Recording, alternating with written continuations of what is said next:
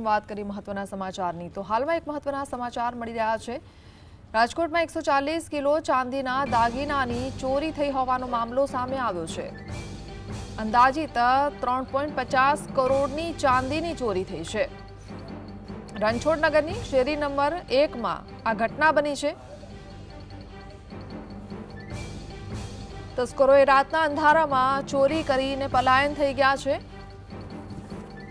અતુલ પટેલ નામના વેપારીના ઘરેથી ચોરી થઈ છે। ઘટના અંગેની જાણ થતાં પોલીસ દોડતી થઈ છે અને તપાસ શરૂ કરી છે। ડીસીપી ક્રાઇમ બી ડિવિઝન અને ક્રાઇમ બ્રાન્ચની ટીમ તપાસમાં જોડાઈ છે।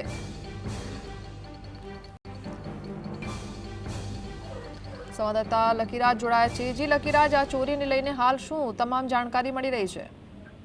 આપને જણાવ્યું કે રાજકોટનો રણછોડનગર વિસ્તાર છે તે વિખ્યાત છે જે ચાંદીના દાગીના માટે જે વખણાતો આ વિસ્તાર છે ને વધારે પડતું કામ છે ચાંદીનું જે રણછોડનગર વિસ્તારમાં થાય છે।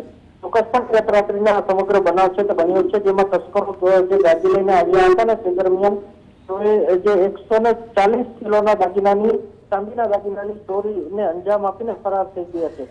સમગ્ર જાણ છે કે વેપારી સવારે પોતાનો જે ચાંદી કામનું જે કારખાનું છે તે ખોલતા તેમને જાણ થઈ હતી।